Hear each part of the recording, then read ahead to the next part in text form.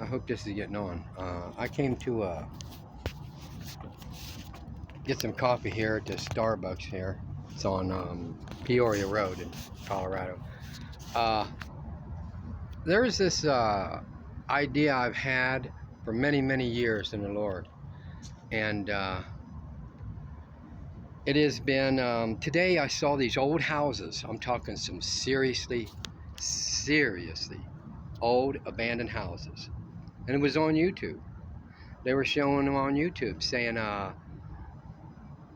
but they're mansions. They're not houses. I mean, actual mansions. 4-story stuff. Looks like got walkways on the outside and big patios, things like that. They're very dilapidated. Okay.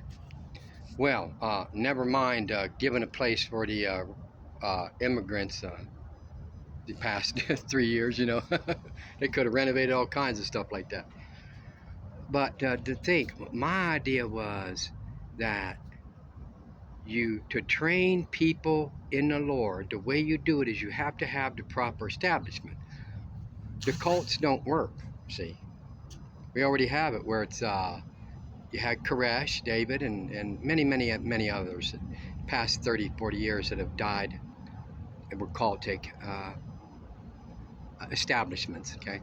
But this here is, the way it's supposed to be is you get one of those big establishments and you go out, you have people sent out, they go into the cities, go into the inner city.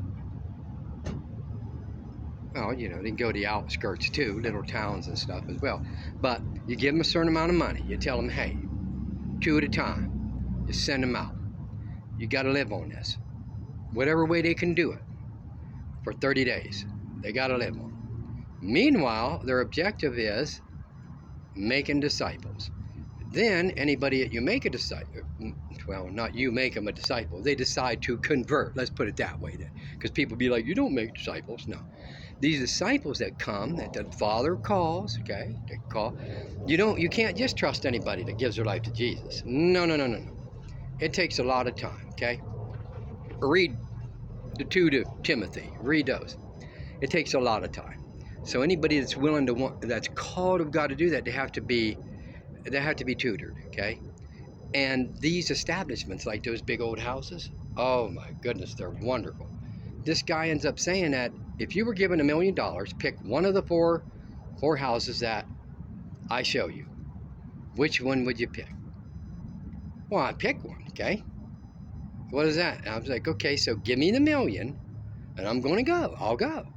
I can do everything it takes to get it done, to completely remodel a place like that, establishment. It looks like it could hold up to, 50 people.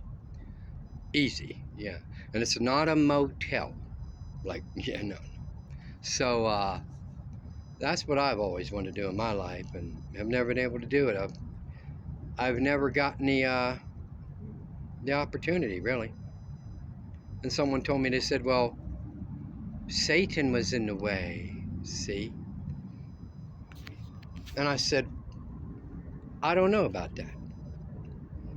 Paul was hindered, okay? Paul was hindered about going places that he wanted to go and all by Satan. It says, for he was hindered by him. I said, nevertheless, that's not saying God didn't want him to do it, see?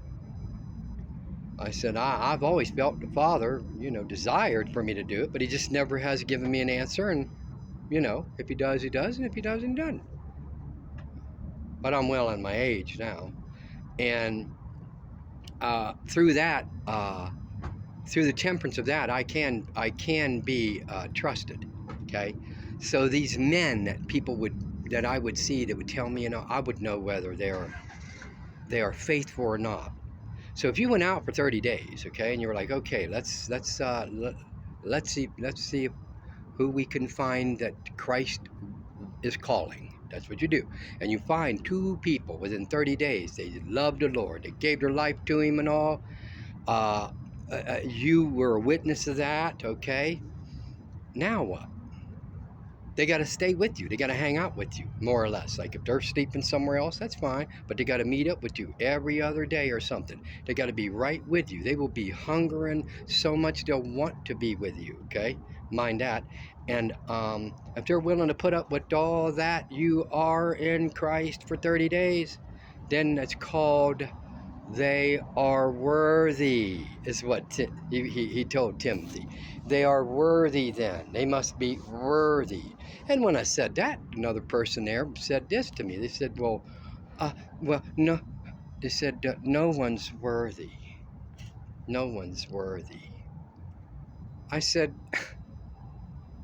what I mean is they must be worthy to be accepted to come in that place over there, but they'd be already in Christ. Now, I'm in Christ. I'm worthy. But when I was out of Christ, you're not worthy. See? So now you can be worthy through experience. Yeah, a lot of experience. Takes time. So that's how that works. And then you could find someone and they would end up being honorable enough. You see, hey, guess what? I haven't told you this, not that I even needed to anyway. There's a place that I'd like for you to go to. We're going to fly you there. You just take, you take care of all the expenses. Yeah. They're worthy. See, they're worthy. So take care of all the expenses, and then you go from there. But that's my objective. If anybody out there does know, pray that I could get that established. I would do it. I have the nonprofit. I just have never met anybody in my life, men or women or anything, that would that it was worth that the Father has shown to go into. Other than that, I'm my own. I'm my own man in Christ, and I run into brothers and sisters. I'll fellowship with every day if I could, but people don't want to. They want their own space and time, their own house, their own car. Yeah, it's so greedy. It's crazy. But vanity and vexation of spirit. I'll talk to you later.